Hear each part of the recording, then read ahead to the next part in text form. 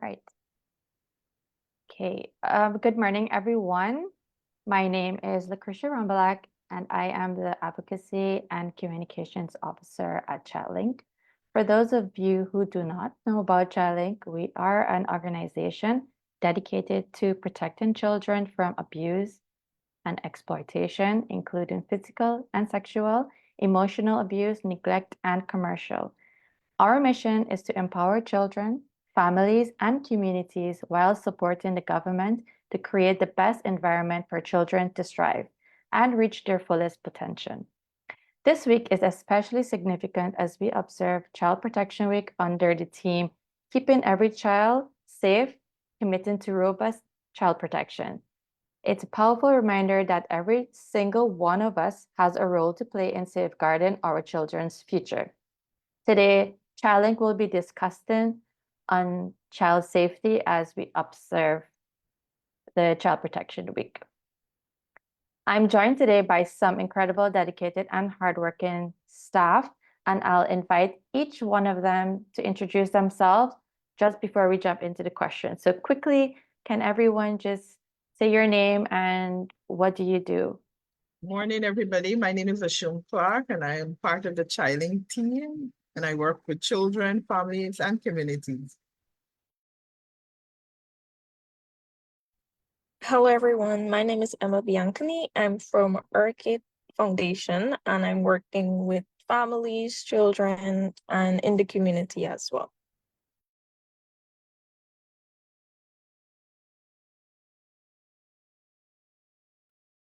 Annalise, you want to go ahead? Hi, everyone. My name is Annalisa Barrett-Griffith. I am the parenting skills educator at ChildLink, and I basically speak with parents and teach them different parenting skills that will help them to better navigate parenting and how they deal with the children on a daily basis. Shivaughn, you can go ahead. My name is Shivaughn Burrowes. I work at United Bricklayers, Region 6, and I am the social change advocate under the DRIVE project, working with diverse children in the community with their parents. Thank you. Andrea? Good morning, everyone. My name is Andrea Millington. I'm a social worker at United Bricklayers. Thank you. Miss Indra? Hello, everyone. I'm Indra Constantine from the Orchid Foundation, and presently we are working in the community of Barrett-Griffith Harmony as a social worker. Thank you. And Miss Griffith.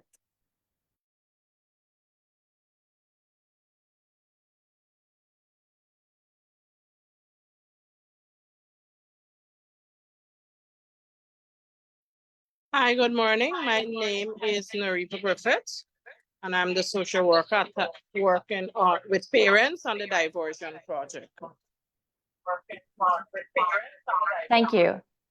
Okay, so let's just get started. I'd like to begin our conversation by exploring the theme, keeping every child safe. Would one of you share with us what that phrase means to you? Hi, Lucretia. I could go first. I would say keeping every child safe means ensuring that children are protected from physical, emotional, or physical harm in general. It means creating environments where they can grow, learn, and thrive without fear of abuse, neglect, or any of the other. It also includes safety. Safety isn't just about protecting them from danger, but also nurturing them and their environment and securing them with a loving environment. Thank you. Hi, Lucretia, I will come in here. So keeping every child safe refer to collective responsibility of protecting children from harm, abuse, exploitation, and neglect. It basically emphasizes a proactive measure that ensure that children's rights, safety, and security and their well-being are upheld in all environment. When we speak of environment, we're speaking about the home environment, we're speaking about the school, we're speaking about the community, as well as the online environment, keeping children safe. I want to talk about, when we talk about online safety, this is something, you know, children are exposed to a lot. But when we talk about online safety, it tells us that we need to educate children and their parents on the safe internet used to protect them from cyberbullying, exploitation, and inappropriate context. We need to work together with children and families. When we educate them, they will understand the positive use of the internet. The other one I want to talk about is community responsibility when we're talking about the environment. Community and creating a safe space and promoting awareness on the protection issues of children. Some communities need to be more aware of what is happening in the community and be educated and create that space that children can come and talk about it. So for me, keeping every child safe, it's basically that a child can strive and feel free from threat. And this would help them in their development and, you know, the dignity. So that is what I would contribute to when we talk about keeping every child safe. Great, thank you. Ms. Marine, in your view, what practical steps can communities take to better protect children from harm?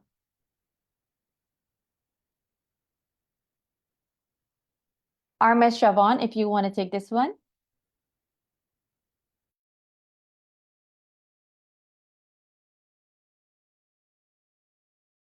Oh, I think you're muted.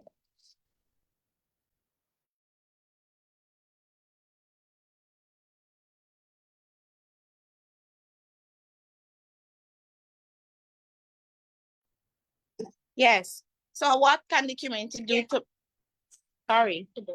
better protect children from harm? So they have programs that is already existing in the communities that they can be involved in. They can also volunteer their time in supporting the community's activities that is going on for children, parents also. They can have parenting sessions that they can participate in and join in the mentorship programs available to them in the communities.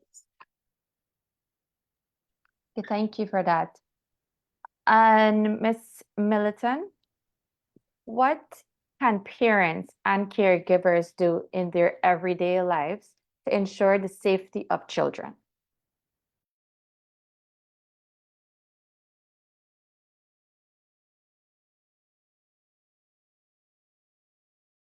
You would have to unmute as well, right?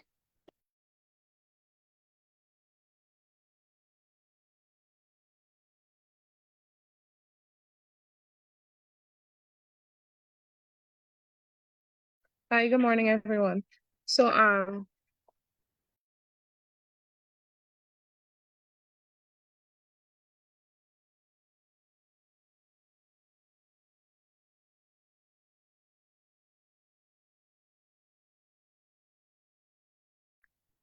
I think we're having a bit of technical difficulties. Would anyone would like to take this question? Let me repeat the question. Sure. Hello? I'll go ahead. Yes. Okay, so let me just repeat the question. What can parents and caregivers do in their everyday lives to ensure the safety of children? Right. Okay, so to help ensure children's safety in everyday life, parents and caregivers need to actively supervise their children and be aware of their surroundings. This includes teaching the children potential dangers, such as online safety, and also identify how some situations are unsafe for them. Also, creating an open communication where the children feel comfortable talking to their parents about their fears or anything that's uncomfortable for them. This is very crucial in helping with this issue. Additionally, setting boundaries and rules about where children can go, who they interact with, their online activities helps to keep them safe. So parents and caregivers should also educate themselves on child development and the signs of abuse or neglect to better protect the children from harm. Thank you, Annalisa. That was really great. Hi, Lakeisha. Can I come in here? Sure. Yeah, I want to talk to community play a vital role in protecting children from harm. So what I wanted to talk about the community, what the community can do is raise awareness about child protection. It's very important that the community has knowledge on child protection, the rights, the responsibility, you know, the laws and everything. So you raise awareness that people will be educated on child protection. Create a safe space for children where children can feel free to play and to learn and to socialize within the community. The other thing you have to do is in the community, parents need to be educated on children's rights. Parents need to know and allow children a voice. And that is because once the community is educated, because parents live in the community, one of the things you also have to do is strengthen the child protection network in the community. That tells you look at if there's a hospital, if there's a police, there's schools, teachers, doctors, all those persons living in the community. We need to strengthen the network. Persons need to know, our children need to know who to report in the community, who I can trust to share. I'm being abused, I'm being harmed, I'm being exploited. So they have that knowledge, who they can reach out. So community plays a vital role when it comes to protecting and the safety of children. And the other thing they need to do is report. Community needs to report when they hear something and they see something. There's always a child protection is everybody's business. So during this weekend, the community need to be alert, they need to move vigilant, and they need to report if they hear anything concerning abuse, neglect, and violence. Thank you, Ashome. That was some great and additional information. Ms. Indra, what do you think are some of the challenges we face today in protecting children?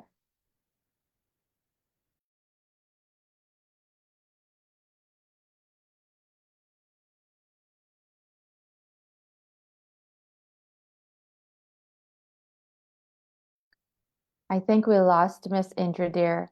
Would anyone like to take this question? What are some of the challenges we face today in protecting children? Parental involvement due to the demands of work.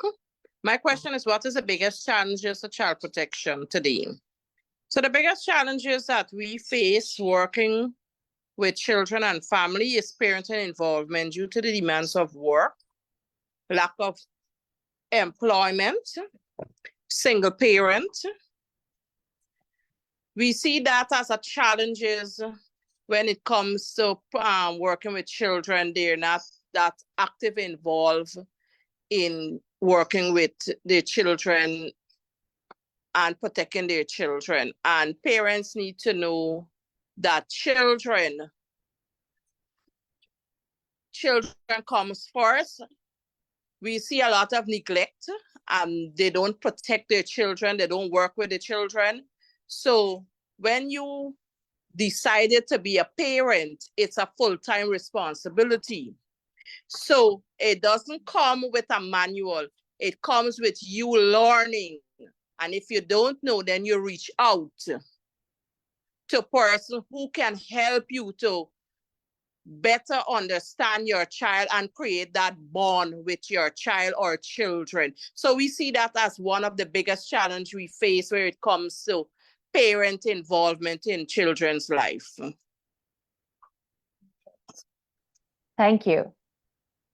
And our last question, what role do you believe faith-based leaders play in keeping children safe, and how can they contribute more? All right, so I'll come back in. So faith-based organization, whether it's the church, whether it's the mosque, whether it's the temple, I think they play a critical role when it comes to child protection of or the safety of any child. One of the things that I do believe is to raise awareness within the church, within the mosque, within the temple, educate people on the safety of children, protecting them from harm, exploitation, and neglect. Many times we don't talk about it in those scenarios because, you know, you don't want people to feel anyway, but I do believe society has changed. Things are shifting, things are moving. People need to be educated because we find that faith-based leaders, they have this connection and this spiritual bond with the members. So the members need to know. And then you as a faith-based leader, religious leader, you need to speak out, you need to talk, you need not just to cover it under the carpet and you leave it there. This is happening in our church, our mosque, and we keep it. No, you need to report it because you play a vital role when it comes to a child's safety and well-being.